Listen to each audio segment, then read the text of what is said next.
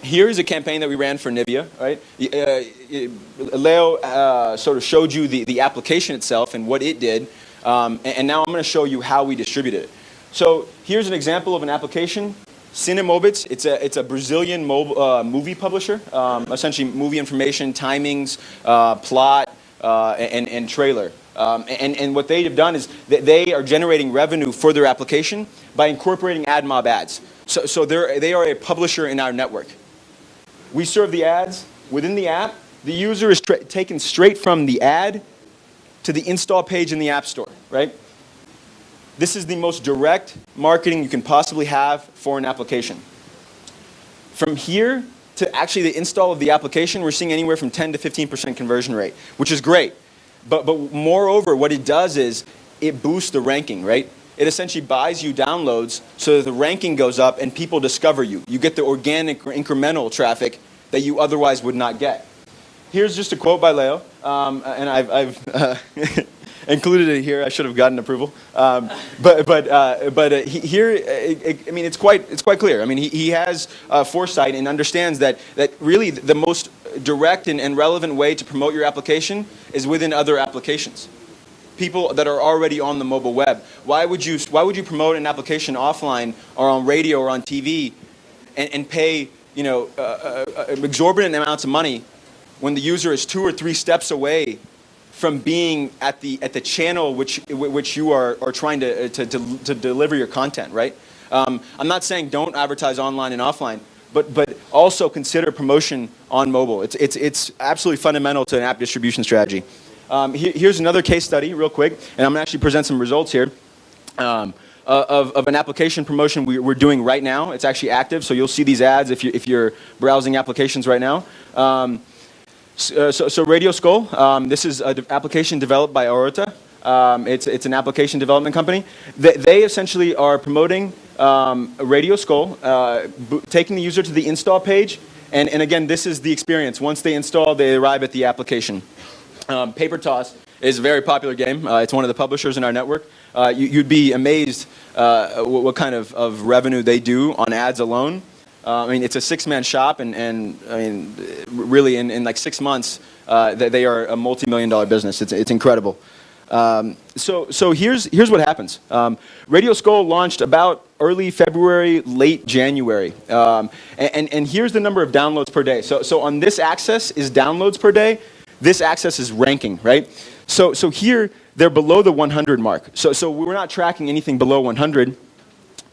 Their ranking is down here, and they have maybe 20, 25, 20 downloads per day, right?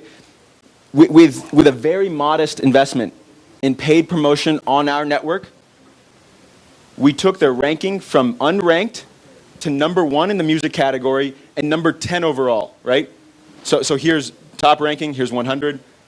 Their ranking is rising, and their downloads per day are going up, right? I mean, this is a surefire way to ensure that the applications you are investing in have an audience, have a user base. And just to comment real quick on application marketing in general, I think applications provide a unique opportunity to engage with users in a deeper and reoccurring manner. Leo touched on this earlier. I mean, when the application is on your home screen, whether it's on an iPhone or it's on a BlackBerry, if it's on your Nokia device, if it's a J2ME application, it sits on your home screen, right?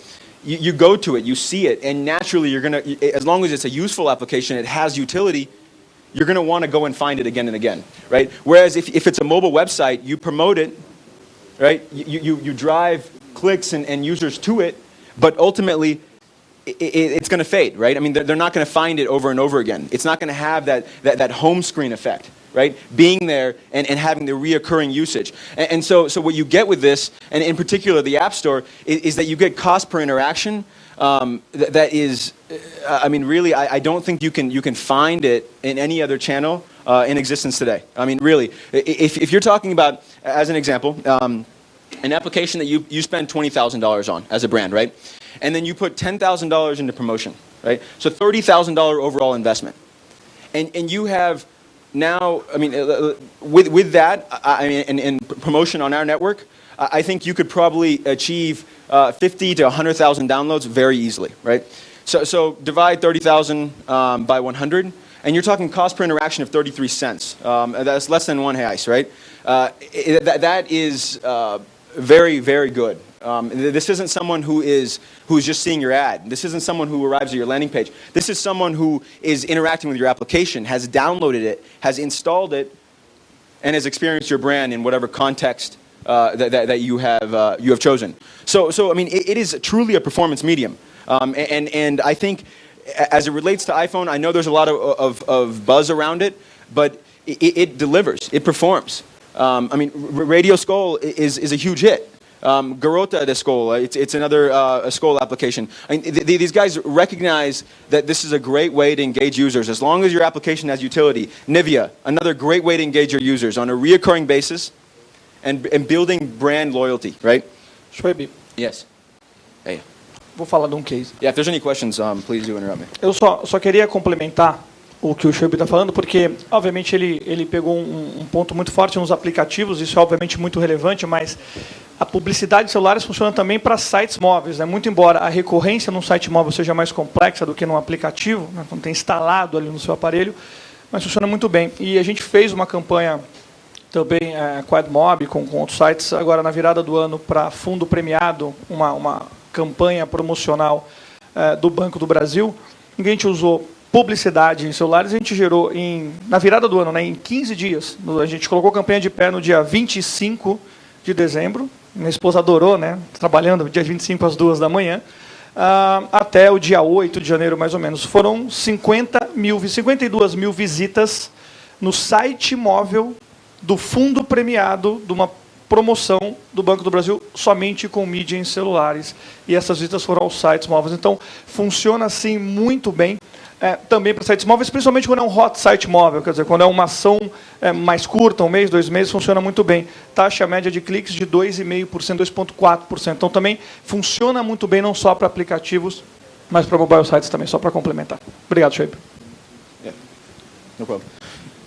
So yeah, I mean, the proof is there. You know, for the longest time, I struggled getting people to just hear me out.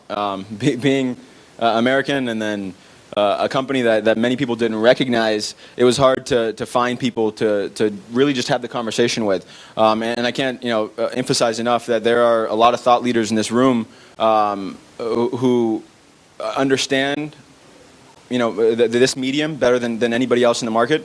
And I you know, give credit to Terrence and guys like Leo who have experimented and taken the risk and seen the results. And now, you know, they are, I think, delivering more value for their clients as a result of it, right? And I'm not discouraging you to buy media on the big portals, right? On UOL and Terra. Buy those CPMs and reach that audience, but also think about alternative channels. And we have a ton of inventory and a very, very broad reach, and it's only growing. So, I mean, if you want to follow up and just have a better understanding of how we work in Brazil, please do reach out to me and or Leo.